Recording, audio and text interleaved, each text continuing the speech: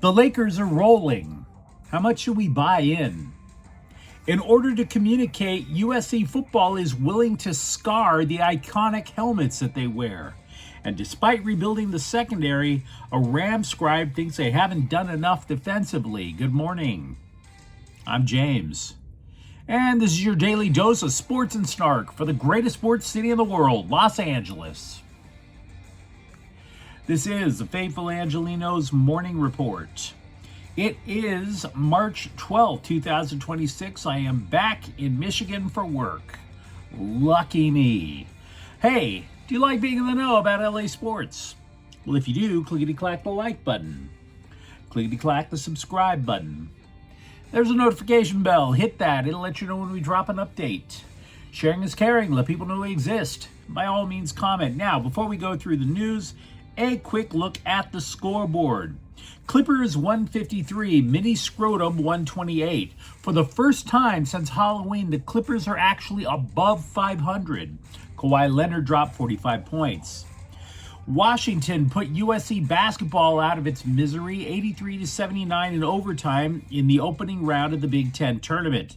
The Trojans' season is done. About a month ago, they were 18-6. Finished with an 8-game losing streak. Cam Wood scored 24. And in the round of 16 of CONCACAF Champions Cup last night, Galaxy 3, Mount Pleasant 0, Gabriel Peck with a hat trick. As for today, Chicago's at the Lakers at 7:30. Rutgers is going to play UCLA at 6 in the Big Ten tournament. So, with that out of the way, let's get to the news. The Lakers have put together a string of best win of the season level performances. Now, granted, that string isn't even long enough to tie your shoes, but winning 6 of your last 7 has that, are they peaking at the right time whiff to it. Tuesday, they swept the season series against Mini Scrotum, which was the team that eliminated them in the first round of the playoffs last year. Austin Reeves said that the big diff is players are now starting to hold each other accountable. Even without LeBron James, even to the point where Luka Doncic could have baby mama drama and still leave that to the side and the team locks in. Now, there are 2 takeaways from this role, in my arrogant little opinion. 1, enjoy it, because it sure as hell isn't going to run to an 18th title this summer. Right now is Oklahoma City's time. But the Thunder roster is so thick that who the hell's going to join the team as a free agent? My point is, where you can buy in is this. If Redick and Doncic can continue to demonstrate growth, the Lakers become a pretty damn attractive destination over the summer. That would be how you would take on Oklahoma City in the future. Because besides, who the hell wants to move to Oklahoma? Point number 2. There's a narrative building amongst the scribes once again that the Lakers are better without James. Cut it out. Stop it. I'm aware that the Lakers are 9-2 without him.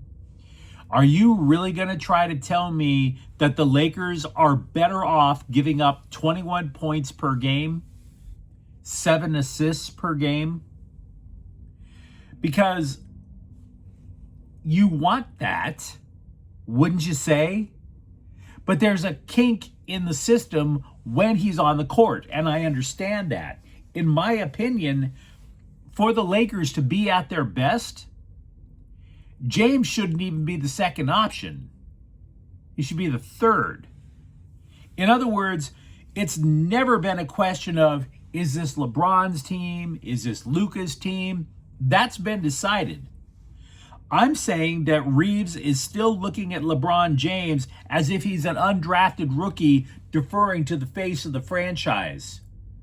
None of that holds true anymore. LeBron is not the face of the franchise, and Reeves is about to get generational wealth. He's not the undrafted rookie anymore.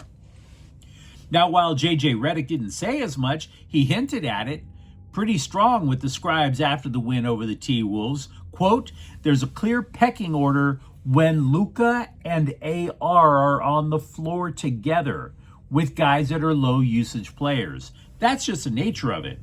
And that's the nature of nearly every big three that's ever existed. We're going to get there. We've seen some positive signs, and I know LeBron. He recognizes the importance of having Luka as the engine. All he really wants to do is impact winning, unquote. Third thing about the Lakers. The Lakers' best basketball is simply overwhelming you with offense right now, which is what is going to make that pecking order peck. They ain't playing defense until next year. So all that says, buy into it to get some momentum into the summer and then come back to try to challenge for a finals appearance, to challenge for title 18. If you're a Laker fan, let me know what you think. A week or so ago, we mentioned how the defensive unit for USC football was so loud on the practice field that the offense had to scream out play calls at the top of their lungs. We have even more evidence now that new defensive coordinator Gary Patterson is leaving nothing to chance when it comes to communicating.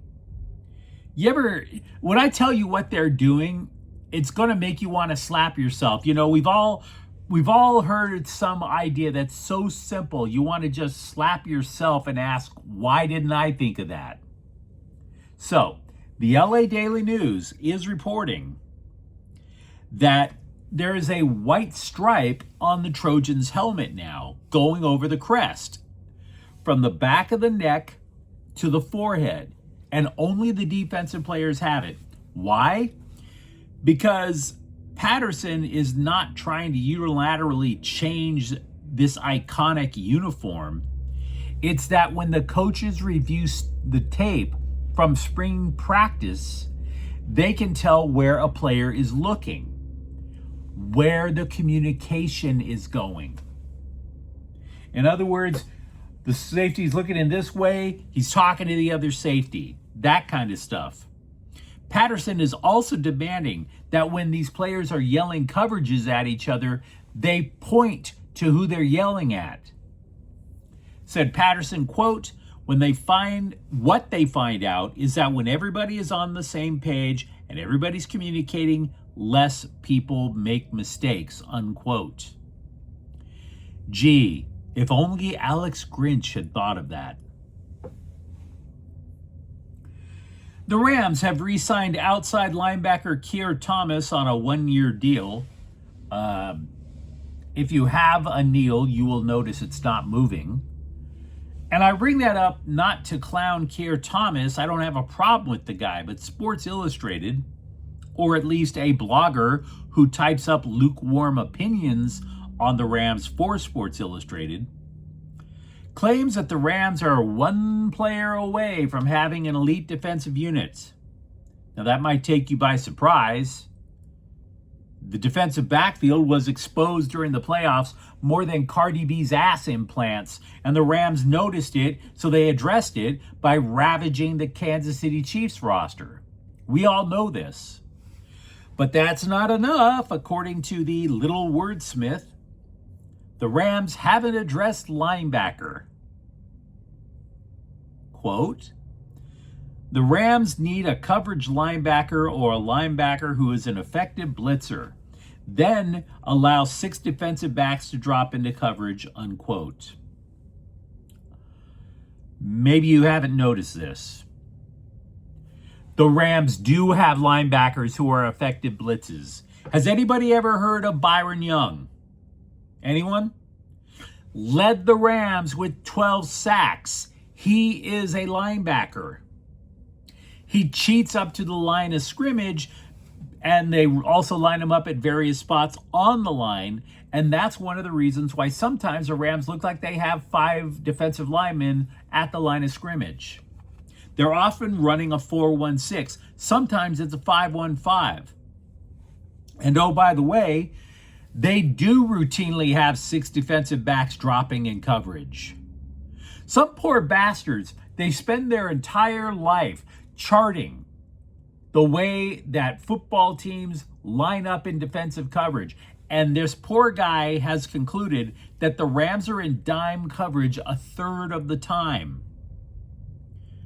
The Rams, by the way, they're not going to invest in linebacker. They only have about $20 million in cap space. They're done. Because if anybody's going to get added, it is going to be a backup quarterback like Jimmy Garoppolo coming back. And then you take the rest of the money and you apply it to your draft picks. Meanwhile, the Chargers' laser-like focus on keeping their special teams unit intact, unlike, say, improving the offensive line. Yeah, we're going to keep special teams intact. That's what we're going to really bank everything on. Tuesday, they kept Dean Leonard, and then yesterday, the Bolts retained Del'Shawn Phillips, who might one day play linebacker for, fingers crossed, right? Anyway, Del'Shawn Phillips is here for 2 years, $7.5 million.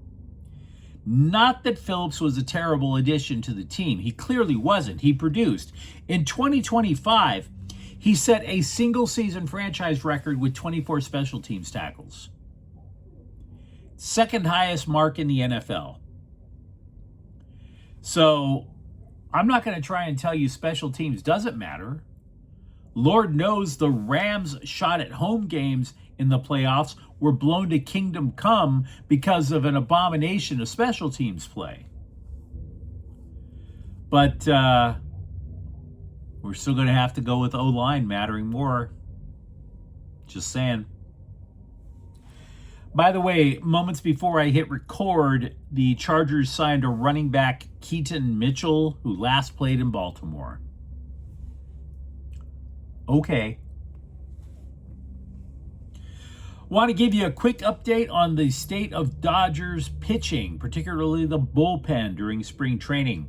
Kyle Hurt is being considered to make the team, but in the bullpen. Ben Kasparius will be a full-time reliever after having spent a good chunk as a starter last season. What we don't know is what's going to happen with River Ryan, where he fits in the pecking order. Ryan has been laying people to waste in spring training, just gassing fools. But there is a thought that starting him in AAA would be a better idea, because then they can tailor a schedule to fit his needs while he rebuilds himself. He's coming back from Tommy John surgery, and the Dodgers are obviously wary of pushing him. But you let me know what you think in the comments thread. Do you buy into the Lakers run? For that matter, are you okay with the way USC is teaching their players how to communicate? And if you enjoyed this update, don't forget to subscribe to Faithful Angelenos. We're talking LA sports every single day. Thank you for watching. I'm James. We'll be back tomorrow. Faithful Angelenos is a Kian Cortel Queso production. Take care.